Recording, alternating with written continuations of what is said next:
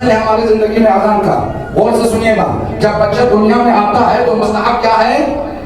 اس کے جو ہے دونوں کانوں میں اذان اور اقامت کہی جائے ہے یا نہیں؟ غور سے سنیے گا. مولوی کا انتظار نہ کرو. باپ کو اتنا لائق ہونا چاہیے کہ خود اپنے بچے کے کان میں اذان دے سکے. فرش حسینی پہ آنے کا فائدہ کیا ہوا جو تم اذان تک نہیں دے سکو؟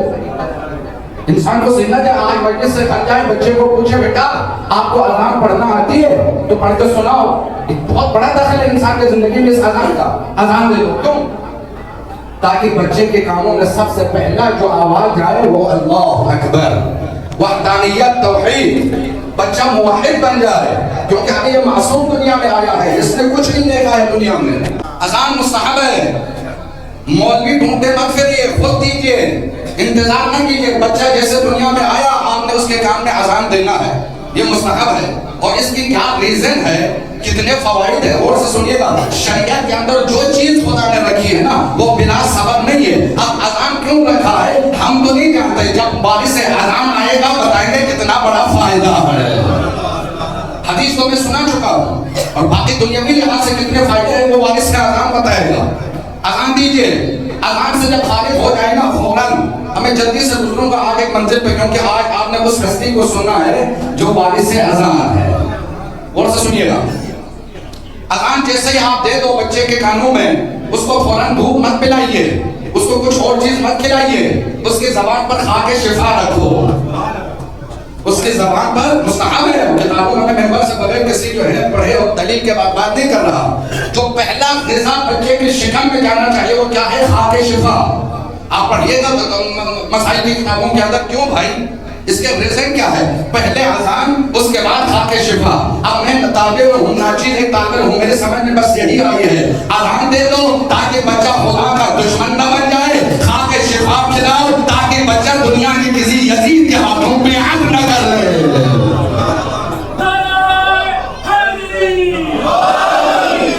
وقت کے یزید کے ہاتھوں بکے نہ, کسی یزید کے ہاتھوں بیعت نہ کر لے, اس لیے خاک شفا کھلاؤ. اس سے زیادہ پاک و طاہر کوئی غذا اس کائنات میں ہے؟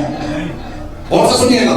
آپ جو کھانا کھلاتے ہو, آپ جو اپنے گھر میں پکا کے کھاتے ہو, بازار سے خرید کے لا کے کھاتے ہو, مسلمانوں کی بازار ہے, کھانا جائز ہے, لیکن وہ کھانا جس کے لیے قرآن میں آیت ہو. اللہ اکبر. خاک شفا کی نسبت کس سے ہے؟ جزاک اللہ. خاک شفا کی نسبت اس ہستی سے ہے جو آیہ تطہیر کے مالک ہے, جس کے طہارت کے لیے قرآن میں آیت موجود, اور اسی سے نسبت غذا آپ اپنے بچے کے دہان پہ رکھو گے تو بچہ یزیدی نہیں بنے گا, وقت کے کسی یزید کے ہاتھوں وہ بیعت نہیں کرے گا. اسی لیے آج 56 اسلامی ممالک آپ کو دیکھنے کو ملتے ہیں, 57 کل ملا کے, لیکن ایک ملک ایسا ہے جس نے اپنے ماؤں میں, اپنے گھور میں بچہ دنیا میں آتے ہی انہوں نے ان کی دہان پہ خاک شفا رکھی, تو اس کا اثر آج آپ کو دیکھنے کو مل رہا ہے. عصر کربلا فلسطین کے اندر پوری کائنات کے مسلمان آنکھیں بند کر کے بیٹھی ہوئی ہے. ایک ملک ایسا ہے جو وہاں پر ان کی مدد کے لیے حاضر ہے. اس کا اثر یہی ہے کیونکہ وقت کے یزید کے ہاتھوں بکنے والا نہیں ہے.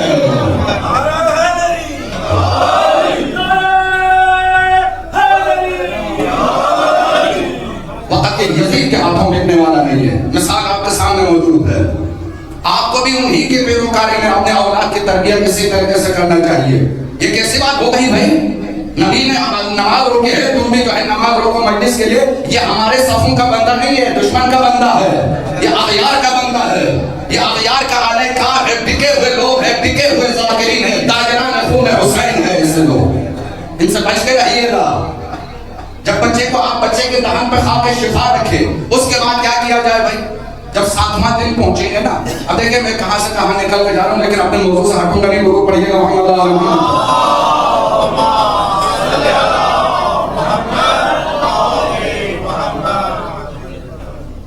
7ویں دن بچے کا عقیقہ کرے. اللہ اکبر. مستحب ہے, مستحب ہے, مستحب ہے.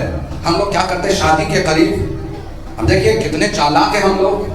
شادی کے وقت عقیقہ کریں گے یعنی اپنا پیسہ بچائیں گے, کیونکہ جو بڑے بڑے مہمان آئیں گے نا ان کو بکرے کا گوشت چاہیے ہوتا ہے. چلو عقیقہ بھی اسی میں نمٹا دیتے. یاد رکھیے گا جسے عقیقہ نہیں کہتے. شریعت نے جو چیز جس جگہ پر جس وقت کہا ہے اسی پر عمل کریں گے تو اس کا اثر نظر آئے گا. آپ عقیدے کی دعا آپ نہیں پڑھتے ہو؟ خدا اپنے مخلوق سے اپنے بندوں سے اتنا زیادہ پیار کرتا ہے نا کہ دنیا کی کوئی جو ہے آفت اس پر نہ آنے پائے، اس کے لیے خدا نے انتظام کیا ہے۔ اس لیے کہا جاتا ہے 70 ماؤں سے زیادہ بچے سے کون پیار کرتا ہے؟ وہ خالق۔ تو خالق نے یہ شریعت کے اندر رکھا ہے عقیدہ۔ کیوں؟ آپ عقیدے میں دعا کیا پڑھتے ہو بھائی؟ پروردگار میں اس جانور کے بال تیرے راہ میں قربان کر رہا ہوں، اس بچے کے بالوں کے بدلے میں، اس کے گوشت تیرے راہ میں قربان کر رہا ہوں، غریب غربا کو دے رہا ہوں اس بچے کے گوشت کی حفاظت کے لیے۔ اب پڑھیے گا دعا، میرے پاس وقت نہیں، میں تفصیل لے جاؤں۔ یعنی خدا عالم نے یہ آپ کو سنت بتایا ہے کہ اس سنت پر عمل کرو گے تو آفات دنیا سے بچانا ہمارا کام ہے۔ عقیدہ۔ اس کے بعد اب ذرا سا بچہ بڑا ہونے لگے تو اس کے بعد آپ کی ذمہ داری کیا ہے بھائی؟ سب سے پہلے اس کو کیا سکھایا جائے؟ کوئی بتائے گا مجھے؟ سب حسین نے جب بچہ ذرا بولنے لگے بولنے زبان سے تو کیا سکھا جائے؟ جزاک اللہ۔ قرآن اور سے سنیے گا، قرآن پڑھائیے۔ کیوں بھائی قرآن پڑھائے؟ اس لیے کیونکہ قرآن اللہ سے گفتگو کا ذریعہ ہے، تاکہ بچہ خدا سے باتیں کرنا سیکھ جائے۔ آپ سے بہتر کون جانتا ہے قرآن کی معرفت؟ قرآن ضروری۔ انشاءاللہ خدا نے اگر زندگی دی تو آنے والے سالوں میں پورا عشرہ پڑھوں گا اس کے اوپر۔ قرآن پڑھائیے تاکہ بچہ خدائی بن جائے، بچہ موحد بن جائے، خدا سے باتیں کرنے کا سلیقہ سیکھ جائے۔ آپ سے زیادہ کون بہتر جانتا ہے؟ نبی کے مکرم جا رہے قبرستان کے قریب پہنچے، کہا جلدی جلدی گزرو۔ جب بچہ وہاں سے جو ہے پیغمبر کے صحابی پیغمبر کے ساتھ گزرے، جب واپس لوٹنے لگے پیغمبر نے کہا آہستہ۔ لوگوں نے پوچھا یا رسول اللہ کیا بات ہے؟ جب آ رہے تھے تو جلدی میں گزار دیا، اب واپس جا رہے ہیں تو آپ یہاں سے آہستہ گزرنے کو کہہ رہا ہے۔ مسکرا کر رحمت عالم فرمانے لگے جب ہم جا رہے تھے تو صاحب قبر پہ عذاب نازل ہو رہا تھا، اس کی بیوی نے اس کے بچے کو ابھی پہلی مرتبہ مدرسے میں داخل کروایا ہے، معلم نے اسے ایک جملہ سکھایا بسم اللہ الرحمن الرحیم، اس نے اپنے توندے زبان میں اس جملے کو ادا کیا، اللہ نے اس کے باپ سے کے قبر سے عذاب کو ہٹا دیا ہے۔ باپ کے قبر سے عذاب کو ہٹا دیا ہے۔ یاد رکھیے عزیزو، قرآن قرآن قرآن۔ بھلے آپ دنیاوی تعلیم بعد میں سکھائیے، اللہ کا کلام پہلے سکھائیے، ضروری ہے۔ اس کے بعد مولوی ہونا بھائی اپنا نفس میں شامل کروں گا، جو سکھاتا ہے اس کو ہدیہ دیجیے میرے بھائی، جو سکھاتا ہے اسے ہدیہ دیجیے۔ ہمارے یہاں پر اگر اس طرح مولوی کہیں گے تو سارے مل کے کہیں گے کتنا لالچی آدمی ہے بھائی، ان کے نخرے ختم ہی نہیں ہوگے، بڑے لگژری ٹائپ جی رہے مولوی لوگ۔ کہتے ہیں نہیں کہتے آپ لوگ، یہ آپ کا اعتراف آپ پر جانب ہے۔ میں ابھی مثال دیتا ہوں، ٹیوشن پڑھانے والے کو 10,000، جو قرآن پڑھانے آتا ہے اس کو 1,000 دیتے ہوئے آپ کی جان نکل جاتی ہے۔ یہی ہے معرفت قرآن، یہی ہے محبت قرآن، یہی ہے انس قرآن۔ میں آپ کو سنا دیتا ہوں، میرا آپ کے تیسرے امام حسین علیہ السلام،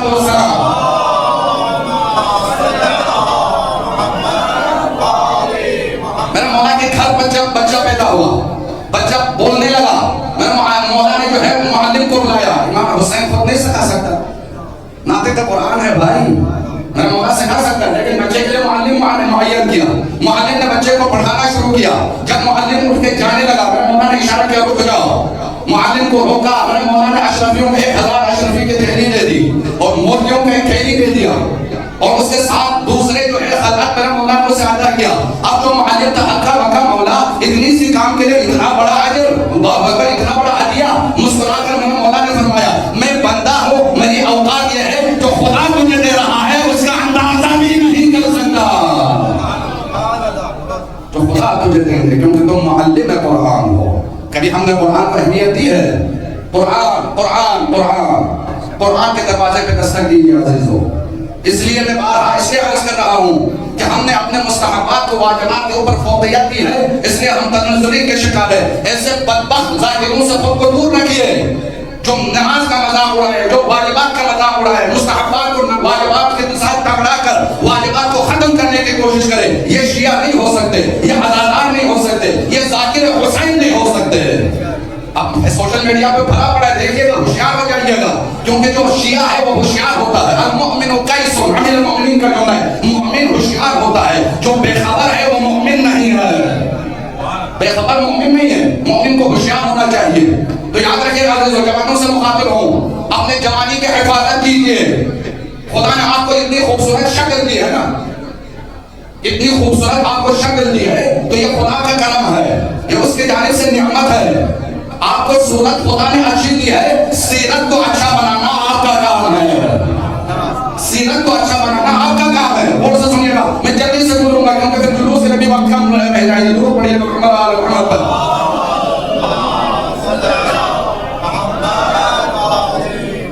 کربلا آئیڈیلز کی مرکز ہے. میں جوانوں سے کہہ رہا ہوں حضرت علی اکبر کو اپنا آئیڈیل بنائیے, کوئی شہزادہ قاسم کو اپنا لیے اسوہ راہ بنائیے, کوئی ام محمد کو اپنے لیے نمونہ عمل بنائیے. کیوں؟ فرش عطا پہ آئے ہو تو کچھ لے کے جاؤ نا بھائی. امام حسین نے باقاعدہ اہتمام کیا ہے جوانوں کے لیے علی اکبر کا کردار, آئیڈیل بنوایا ہے امام حسین نے اپنے بیٹے کو. آپ دیکھیے مدینے سے جب یہ قافلہ نکلا ہے, جنگلوں سے ہوتا ہوا, شہروں سے ہوتا ہوا, جب مکہ پہنچا تو میرے مولا کے مؤذن کا نام کیا ہے؟ کسی کو یاد ہے؟ حجاج ابن مسروق. کیا نام ہے؟ حجاج ابن مسروق میرے مولا کا آفیشل مؤذن. مدینے سے کربلا تک اسی مؤذن نے اذان دیا ہے وقت نماز. لیکن جب عصر عاشور کہ جو ہے جب گھڑی آ گئی, جب صبح عاشور نمودار ہوا, حجاج ابن مسروق کو روکا میرے مولا نے اور کیا کہا؟ علی اکبر تم اذان کو, کیونکہ حسین کو معلوم ہے یہی جوان کے لیے سب سے سخت ترین وقت ہوتا ہے کھڑے ہو کر خدا کے بارگاہ میں سجدہ کرنا. حسین اکبر کا آئیڈیل آپ کے سامنے رکھا ہے. تم اگر اکبر کو نمونہ عمل بناؤ گے تو خدا کے سامنے سجدہ کرنے سے تجھے کوئی نہیں روک سکتا. علی اکبر کو آئیڈیل بنائیے. سیرت صورت دینا خدا کا کام ہے, اور اس خدا کے بارگاہ میں سیرت کو خوبصورت بنا کر لے کر جانا یہ میرا اور آپ کا کام ہے. ایک اور جملہ ہدیہ کر کے آگے بڑھ رہا ہوں. کون علی اکبر؟ آپ تاریخ میں دیکھیے گا آدم سے لے کر ختم مرتبہ تک اس کل کائنات میں, دلیل کے ساتھ عرض کر رہا ہوں, تمام بنی نوع بشر میں قرآن نے ایک جملہ کہا ہے سب سے خوبصورت ترین آدمی کون؟ حضرت یوسف علیہ السلام. قرآن نے کہا ہے بھائی یوسف سے زیادہ خوبصورت کوئی نہیں تھا. اور سے سنیے گا, جب زلیخا سے یوسف کی ملاقات ہو گئی, بوڑھی ہو گئی تھی زلیخا, یوسف جوان ہے. اور سے سنیے گا, زلیخا نے توبہ کی, موحدہ ہو گئی. اب زلیخا کے لیے جو دعا اللہ نے تعلیم دی تھی مزرعہ یوسف, اس دعا کے اندر ایک جملہ آیا, الہی یا حمید بحق محمد. فوراً زلیخا کے دل منقلب ہو گئی, کہا اے یوسف یہ کیسا حسین نام ہے. غور سے سنیے گا, یوسف نے کہا اسی حسین نام کی بدولت خدا تجھے جوان بنا رہا ہے. میں تو نام کا حسین ہوں لیکن حسن محمد کے مقابل میں کوئی شے نہیں ہے. کل کائنات میں سب سے حسین انسان کا نام محمد عربی ہے, اور آج جس شہزادے کا ذکر ہونے جا رہا ہے وہ شہزادہ محمد جیسا ہے.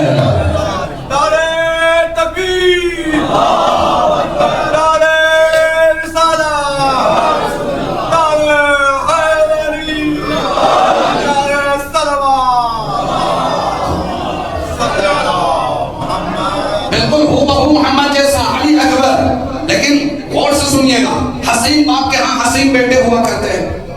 اور سنیے گا, جو معجزہ پیش کرنے جا رہا ہوں جوانوں کے لیے وہ تحفہ ہے, میرے ساتھ رہیے گا. آپ دنیا میں ہزار جگہ دیکھیں گے حسین باپ کے گھر میں حسین بچے پیدا ہو جاتے ہیں. کبھی بدصورت باپ کے گھر میں خوبصورت بچہ پیدا ہوتا ہے, کبھی خوبصورت باپ کے گھر میں بدصورت بچہ پیدا ہوتا ہے. یہ جو ہے خلقت کے حوالے سے قدرت کا نظام ہے, یاد رکھیے گا. لیکن آپ کائنات میں دیکھیے گا, باپ حسین ہو, بیٹا بھی حسین ہو صورت کے لحاظ سے, لیکن اس بیٹے کا کمال دیکھیے کہ سیرت میں بھی باپ جیسا خود کو بنائے. اگر کائنات میں کوئی آپ ڈھونڈنے نکلیں گے تو وہ ذات علی اکبر نظر آئے گا.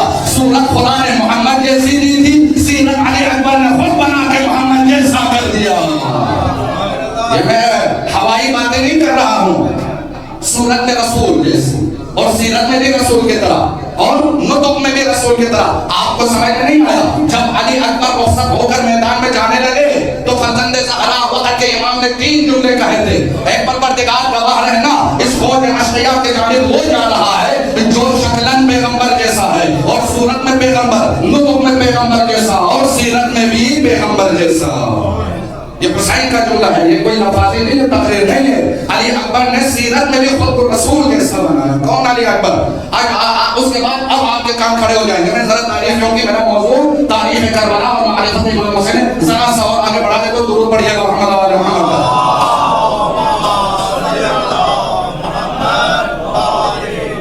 علی اکبر کی پدر بزرگوار آپ سب کو معلوم ہے نا, مادر گرامی کا نام کیا ہے؟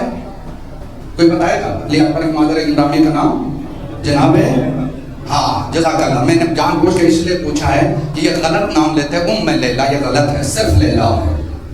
یاد رکھیے گا تاریخ اس لیے کیونکہ یہ مجلس سے جو غلطیاں ہیں اس کو درست کرنا ضروری ہے. ام لیلا صحیح نہیں ہے, ہم لوگ جو مرثیوں کے اندر بھی اس طرح سے جو ہے ہمارے مرثیہ خوان اس طرح جو ہے کر کے آپ کو سناتے ہیں، لیکن یہ غلط ہے، صرف لیلا ہے. اور لیلا کے نام کا کیا نام، کیا ماں کا نام کیا ہے؟ میمونہ. اور میمونہ کے باپ کا نام کسی کو یاد ہے؟ اب آپ مجھ سے ناراض ہو جائیں گے، کیا کریں، لیکن تاریخ سنانا ضروری ہے. اس سے کوئی فرق نہیں پڑتا کہ آپ مجھ سے ناراض ہو جائے یا خوش ہو جائے، لیکن آپ کے علم میں اضافہ کرنا میرے اوپر ذمہ داری ہے.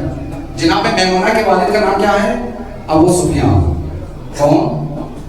ابو سفیان. ابو سفیان کے دو بیٹی ہوئی، ایک کا نام ام حبیبہ ہے اور ایک کا نام میمونہ ہے. ام حبیبہ کس کی زوجہ ہے پتہ ہے؟ نبی مکرم کی زوجہ ہے، مؤمنہ. امہات المؤمنین میں ایک ہے، پیغمبر کی بیوی کا نام کیا ہے؟ جناب ام حبیبہ بنت ابو سفیان. جب یہ مسلمان ہوئی نا، پیغمبر کے بارگاہ میں آ گئی، مسلمان ہو گئی، مؤمنہ ہو گئی، تو پیغمبر نے اپنے کسی صحابی کے ساتھ اس کی شادی کرائی. اور پہلے ہجرت میں ام حبیبہ اور صحابی کو حبشہ بھیج دی. اور جب حبشہ پہنچے تو وہ صحابی مرتد ہو گیا، پھر کافر ہو گیا. ام حبیبہ نے پیغام بھیجا پیغمبر کے پاس، یا رسول اللہ، باپ کی کر جا نہیں سکتی اور جو ہے شوہر کافر ہو چکا ہے، تو میں کافر کے زوجیت میں رہ نہیں سکتی، حکم شریعت ہے، آپ کوئی راستہ بتائیے. پیغمبر نے بندہ بھیجا، ام حبیبہ کو بلایا مکے میں، اور ام حبیبہ سے پیغمبر نے شادی کی، نکاح کی. اور ایمان ام حبیبہ ہمارے کروڑوں سلام مومنین کے نام. جب ابو سفیان کو اپنے بیٹی کی یاد آ گئی، بیٹی یاد آ گئی، اور آ گئے جناب ام حبیبہ کے گھر اپنی بیٹی سے ملنے کے لیے. پیغمبر کہیں تشریف لے گئے ہوئے تھے، پیغمبر کا بستر بچھا ہوا تھا. ابو سفیان نے ارادہ کیا اس بستر پر خود بیٹھوں، تو ام حبیبہ نے روکا کہ رک جائے بابا، آپ رک جائے، بھلے آپ میرے باپ ضرور ہے، لیکن لا یجلس النجس الی فراش الطاہر، نجس پاک فرش پر نہیں بیٹھ سکتا کیونکہ نبی پاک ہے، آپ نجس ہو. ام حبیبہ اور ان کی بہن کا نام کیا ہے؟ میمونہ. اور ان کی شادی ہوئی جناب ابو کلام ابن عاص. اب یہ نام میرے ذہن سے جو ہے میں غلطی کر رہا ہوں، آپ جا کے دوبارہ فیس بک پہ یا دوبارہ تاریخ میں دیکھیے گا، ملے گا. اس سے شادی ہوئی، اور یہ ہے جو ہے مسعود ثقفی کا پوتا. اور مسعود ثقفی کون ہے؟ جناب مختار کا چچا. اب دیکھیے آپ ننیال چیک کیجئے، جناب علی اکبر کا ننیال. میمونہ کی جس سے شادی ہوئی ہے وہ مختار کا چچیزاد بھائی ہے، مختار کے چچا کا بیٹا. اور جب ان سے شادی ہو گئی جناب میمونہ کی، غور سے سنیے گا، تو اب دلیال میں بھی علی اکبر کے اندر شجاعت ہے، ننیال میں بھی علی اکبر کے اندر شجاعت ہے. اب ذرا سا آگے میں بڑھا دیتا ہوں، کون علی اکبر؟ درود پڑھیے گا محمد و آل محمد.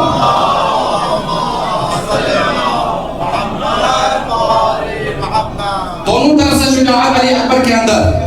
اور امام حسین علیہ السلام کا سب سے زیادہ پیارا بیٹا. اس لیے میرے مولا کا جملہ ہے، جس گھر میں رباب اور علی اکبر اور سکینہ نہ ہو مجھے وہاں دل نہیں لگتا. ایک حدیث یہ ہے، دوسرے حدیث میں رباب کا نام آیا ہے، دونوں حدیث تاریخ میں ملتے ہیں. جس گھر میں علی اکبر اور سکینہ نہ ہو، حسین کو اس گھر میں دل نہیں لگتا. کتنا پیار ہے علی اکبر سے حسین کو.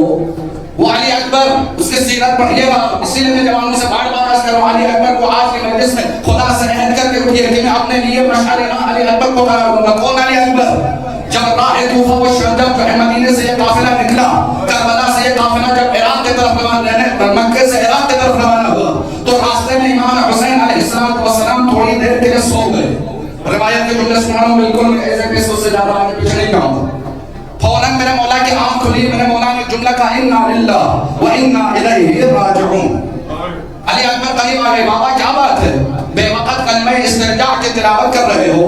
میرا مولا فرماتے ہیں کہ میں نے خواب دیکھا ہے کہ ہم آگے آگے ہیں، موت ہماری پیچھے پیچھے. اب یہاں ایمان علی اکبر چیک کیجئے گا، رشتہ داری نہ دیکھیے. رسول کا چچا ابو لہب ہو سکتا ہے، رسول کے رسالت پہ فرق نہیں پڑتا، تو علی اکبر کا عدد کوئی بڑا ہو سکتا ہے، تو علی اکبر کے ایمان پہ بھی کوئی فرق نہیں پڑے گا. کیونکہ اسلام میں ایمان اور حق کے بات کو جو ہے ترجیح دی جاتی ہے. علی اکبر کا جملہ کیا ہے؟ یا ابتا اولسنا بالحق، بابا کیا ہم حق پر نہیں ہے؟ اللہ اکبر. سوال تو کر سکتے ہیں نا مولا، یہ کیسے سوال؟ آپ نے اپنے بابا سے کیا عجب سوال کیا ہے؟ یہ سوال کرنے کا موقع کیا ہے؟ کیا یہ وقت اس طرح کے سوالات کا ہے؟ آپ لخت جگر حسین شہید کربلا ہو، اور جو ہے ہم شکل پیغمبر ہو، اور آپ کو حسین جیسے امام نے تربیت دی ہے، آپ کو کیا ضرورت ہے اس طرح کے سوال کرنے کی؟ اولسنا بالحق. میں آپ سے سوال کرتا ہوں، امام حسین حق پر ہے یا نہیں ہے؟ 1400 سال بعد آپ سر ہلا رہے ہیں کہ بالکل حق پر ہے، تبھی تو آپ مجلس حسین میں آئے ہو. تو 1400 سال بعد امام حسین کے عزادار کو معلوم ہے کہ حسین حق پر ہے، کیا علی اکبر کو پتہ نہیں؟ دیکھیں عجیب جملہ کہنے جا رہا ہوں، کیا علی اکبر کو پتہ نہیں؟ بالکل، لیکن علی اکبر نے یہ سوال پوچھا کیوں؟ عجب نہیں علی اکبر پلٹ کے آپ کو جواب دے، رہتی دنیا تک یاد رکھے، اس لیے میں نے اپنے بابا سے یہ سوال کیا ہے تاکہ دنیا سمجھے کہ میں اپنے بابا کے ساتھ بات ہونے کی حیثیت سے نہیں دے رہا ہوں، چونکہ میرا بابا حق کا علمدار ہے، اس لیے علی اکبر اپنے باپ کے قدموں میں پڑھا ہے۔ اور لسنا بالحق، اہل بیت کے نگاہ میں حق کی قدر ہے، حق کی عزت ہے، حق کی جو ہے بول والا ہے۔ وہ علی اکبر جب شب عاشور، اب دیکھیں روایات عجیب ہے، روایات عجیب ہے، میں ختم کر رہا ہوں بس، کیونکہ اگر میں اس سے اگلا والا جو حصہ چھیڑوں گا تو کم سے کم گھنٹہ چاہیے، وہ کل کے لیے چھوڑ دیتا ہوں۔ امام حسین علیہ السلام کے بارگاہ میں مدینے میں مسجد نبوی میں ایک عیسائی آیا، گڑگڑاتا ہوا، روتا ہوا ایک عیسائی آیا اور پوچھا کہ پیغمبر کے وارث کا گھر بتائیے، پیغمبر کے وارث کون ہے وہ مجھے دکھا دیجیے۔ لوگوں نے لے کے آیا میرے مولا کے گھر، اس عیسائی کو میرا مولا سے ملاقات ہو گئی، عیسائی نے میرے مولا کے قدموں پہ ہاتھ رکھا، کہا مولا مجھے کلمہ پڑھا دیجیے، میں مسلمان ہونا چاہتا ہوں، میں شیعہ ہونا چاہتا ہوں، میں آپ کا محب ہونا چاہتا ہوں۔ میرا مولا نے اسے کلمہ پڑھایا، عیسائی اور اسے سنے۔ اب میں نے مولا نے سے پوچھا کہ تمہارے مسلمان ہونے کا سبب کیا ہے؟ وہ عیسائی کہنے لگا مولا میں عیسائیوں کا سب سے بڑا راہب ہوں، میں عبادت کرنے میں اپنے جو ہے معبد میں ہمیشہ خدا کے ساتھ راز و نیاز کرتا رہتا ہوں۔ 3 دن پہلے جب میں سویا تھا تو عالم رؤیا میں نے جناب عیسیٰ کو دیکھا اور عیسیٰ کے ساتھ محمد عربی بھی تھا۔ اور سے سنیے گا، بس ہو سکتا ہے یہی مصائب ہو اور آپ کے زحمتیں تمام۔ میں نے پیغمبر مکرم کو دیکھا، جناب عیسیٰ مجھے فرما رہے تھے کہ میرے چاہنے والے تم قیامت تک اس طرح عبادت کرتے رہو گے، خدا تیرے عبادت کبھی قبول نہیں کرے گا۔ جناب عیسیٰ اس عیسائی راہب سے خواب میں کہہ رہے ہیں اور وہ واقعہ امام حسین کو خود سنا رہے عیسائی راہب کہہ رہے ہیں کہ جب عیسیٰ علیہ السلام نے مجھ سے یہ جملہ کہا، میں نے ہاتھ جوڑ کے کہا یا نبی اللہ مجھ سے کوئی غلطی ہو گئی، میں تو اللہ کی عبادت کر رہا ہوں، میں تو راز ریاض کر رہا ہوں۔ جناب عیسیٰ نے آگے سے کہا خبردار، تمہاری عبادت محمد کے بغیر مکمل نہیں، اس پر ایمان لو، اس کا کلمہ پڑھو، یہ جو محمد عربی صاحب بیٹھا ہے نا اس کے اوپر تم کلمہ پڑھو تو تمہاری عبادت قبول ہوگی۔ میں نے محمد کی زیارت کی، جب میری آنکھ کھلی تو میں نے اپنا گھر باہر چھوڑا اور محمد کے وارث کی تلاش میں یہاں پہنچا۔ اچھا تم دیکھیں میں کہاں سے کہاں آپ کو لے کے جا رہا ہوں۔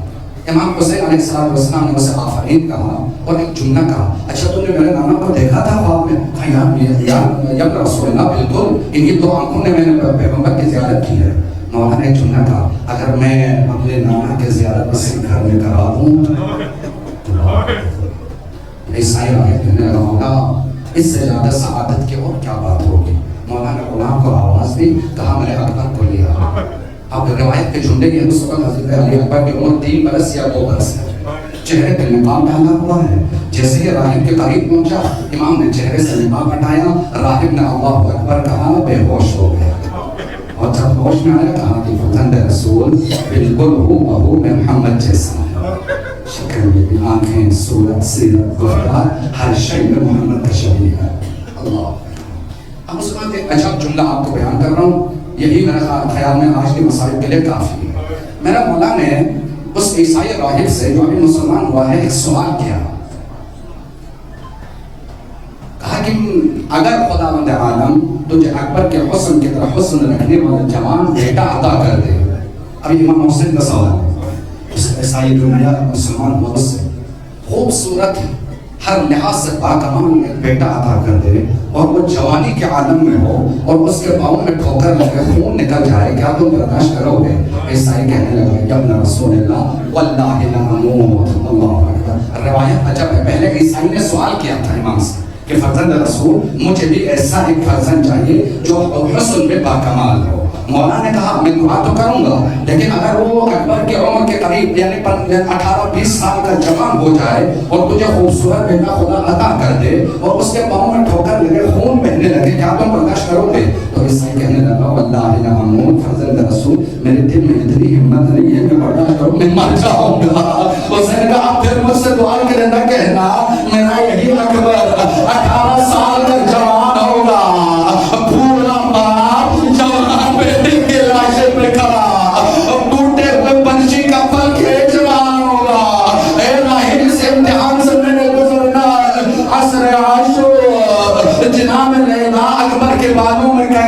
یہ کہہ رہی ہے بیٹا کل صبح عاشور ہے، اپنے ماں کے دودھ کا لاج رکھنا۔ اکبر نے ماں سے کہا ماں آپ فکر نہ کرنا، میں کل سب سے پہلے بابا پہ اپنا جان نشاور کروں گا۔ اجرکم اللہ، وہ صبح عاشور نمودار ہو گئی، جنگ شروع ہو چکا، ایک لاش کے بعد دوسرے لاش میرے مولا اٹھا کر لاتے رہے۔ اب جناب لیلا نے پوچھا اکبر ابھی تک تم کھڑے نہیں ہو؟ اب اکبر نے جملہ کہا اماں میں کیا کروں، جب جب بابا کے قریب جاتا ہوں اجازت کے لیے بابا منع کر دیتا ہے، اکبر اگر تم جائیں گے تو مجھے نانا کی شکل یاد آئے گی تو کسے دیکھوں گا۔ غور سے سنیے گا عزیز وعلیکم علی اللہ، جب عصر عاشور قریب پہنچا بیٹے کا اصرار ہونا، کہا بابا مجھے بھی مرنے کی اجازت دے دے۔ میرے مولا نے کہا اکبر جس نے تجھے 18 سال پالا ہے پہلے اس سے اجازت لے لو۔ اکبر نے بسم اللہ الرحمن الرحیم پڑھ کے ٹوپی کے خیمے میں قدم رکھا۔ عالم غیر معلمہ سمجھ گئی اب اکبر بھی ہمارے درمیان نہیں رہے گا۔ زینب نے کہا میرے مولا حسین کی طرف دیکھ رہے جملہ کہا یہ میں نے کسی روایوں میں نہیں دیکھا، اسی پاکستان کے کسی خطیب سے سنا ہے۔ شہزادی کہتی ہے بھائیا اور محمد کے صدقہ دے کر بھی اکبر کے سر سے موت نہیں ڈلی۔ اکبر نے دونوں ہاتھ زینب کے قدموں میں رکھا، کہا اماں بتا میں کس کا بیٹا ہوں؟ زینب کہتی اکبر تم میرے بیٹے ہو، اشارہ کر کے پوچھتا یہ کس کا بیٹا ہے؟ کہا یہ فاطمہ کا بیٹا ہے۔ اکبر پوچھتے ہوئے اماں کل محشر میں دادی پوچھے آپ سے زینب تجھے اپنا بیٹا عزیز تھا میرے حسین سے؟ زینب نے کلیجے سے لگایا، سورہ ہم پڑھ کے اکبر کو ودا کیا۔ اب تمام مخدرات کے خیمے میں اکبر آئے۔ حمید ابن مسلم لکھتا ہے خیمے کا دروازہ اٹھتا تھا گرتا تھا، کبھی اٹھتا تھا کبھی گرتا تھا۔ اجرکم علی اللہ، خیمے سے رخصت ہو کر باہر نکلے، میرے مولا نے اکبر کو سوار کیا اور ایک جملہ کہا بیٹا جب تک نظر سے نظر ملتی رہے پلٹ کر مجھے دیکھتے رہنا۔ اکبر میدان کی طرف بڑھے، محسوس ہوا کوئی پیچھے آ رہا ہے، پلٹ کے دیکھا تو کمر جھکی ہوئی باپ آواز دے رہے محلہ محلہ یا علی بیٹے ذرا آہستہ، اکبر ذرا آہستہ لوٹ کے بابا کے پاس آتا ہے، کہتے ہیں بابا ابھی تو آپ نے رخصت کیا تھا، یہاں حسین نے عجب جملہ کہا اکبر اگر تیرا کوئی اکبر جیسا بیٹا ہوتا تجھے پتہ چلتا جوان بیٹے کو مقتل میں جو بھیجنا ہوتا ہے بوڑھے باپ کے دل میں کیا گزرتا۔ اجرکم علی اللہ، اکبر دشمن کے نظر میں حسین ٹیلے پہ کھڑے ہیں، تلے خیمہ پہ فضا کھڑی ہے، مصلی پہ لیلا، حسین کی نظریں اکبر کے اوپر، حسین آواز فضا ذرا لیلا سے کہے دعا کرو میرے اکبر کے مقابل میں ایک پہلوان آیا ہے۔ اب لیلا نے ہاتھ اٹھائے پروردگار اے یوسف کو یعقوب سے ملانے والے میرے اکبر کو میرے والد سے ملا دینا۔ اکبر نے چمکی، اکبر چم کر کے واپس دوبارہ باپ کے خدمت میں آئے، باپ سے گلے ملے۔ اکبر نے کہا بابا میری شجاعت تو آپ نے دیکھی ہوگی۔ حسین نے مرحبا کہا اور اکبر نے جملہ کہا بابا ابھی تک میں نے آپ سے کچھ نہیں مانگا، بابا پیاس مجھے مارے ڈالتی ہے، کوئی پانی کا سبیل ہو۔ حسین نے کہا اکبر اب میں کچھ نہیں کر سکتا، ذرا اپنے زبان میں میرے زبان رکھ کے دیکھو۔ فوراً اکبر پیچھے ہٹے، کہا بابا میرے زبان سے تو زیادہ آپ کیا زبان کھول لیں، بابا خدا حافظ یہ کہہ کر آپ پر میدان میں پھر سے آئے۔ روایت کے جملے آپ کی گریلے کی آواز بنل رہے، اجرکم علی اللہ۔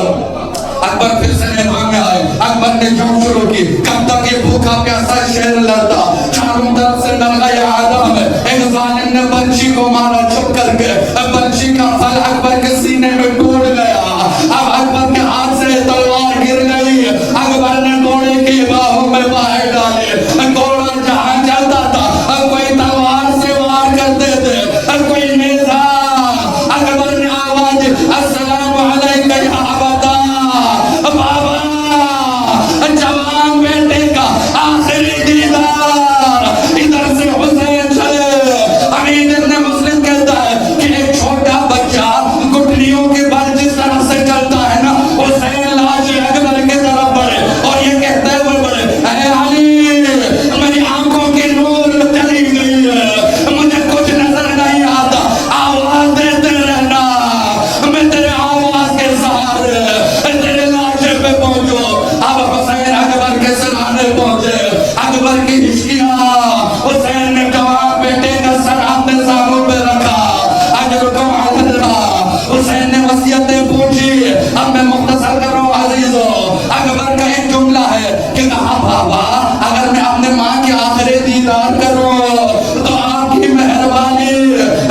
اللہ کافی مرتے ہیں یہ روایت. حسین نے اکبر سے کہا بیٹا میں بوڑھا ہوں تم جوان ہو, اپنے دونوں ہاتھ میرے گلے میں ڈالو, میں تجھے کمر کے سہارے پکڑ کر خیمے کی طرف لے جاؤں گا. روایت کے سننے یہی ہے, اکبر نے ایک ہاتھ تو اپنے بابا کے گلے میں ڈالی لیکن دوسرے ہاتھ سینے سے نہیں ہٹایا. حسین نے کہا اکبر ایک ہاتھ نہیں دونوں ہاتھ. اکبر سے ہاتھ ہٹایا نہیں گیا. حسین نے کہا اکبر تجھے اپنے بابا کے حق کا واسطہ, ادھر سے ہاتھ ہٹا, ادھر سے خون کا فوارہ. خدا یہ منظر کسی کو نہ دکھائے. حسین گھٹنیوں کے بل زمین پہ بیٹھے, اکبر کو لٹایا اور ٹوٹے ہوئے برچی پہ ہاتھ رکھا اور نجف کی طرف رک کر کے جملہ کا بابا علی مرتضیٰ در خیبر اٹھانا آسان.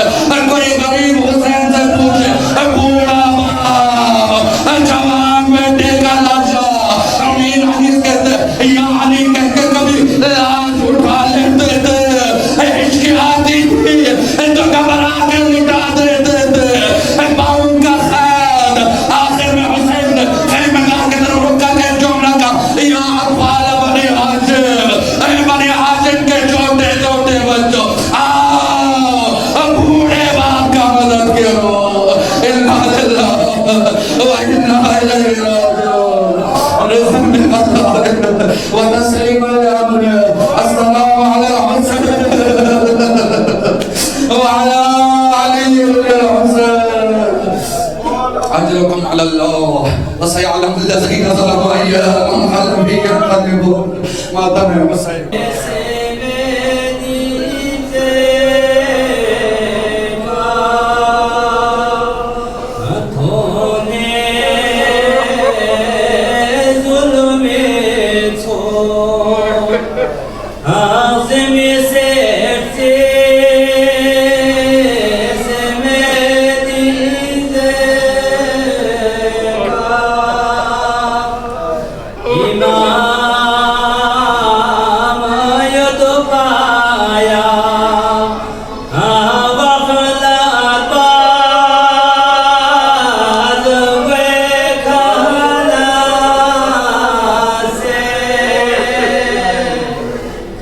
Yeah.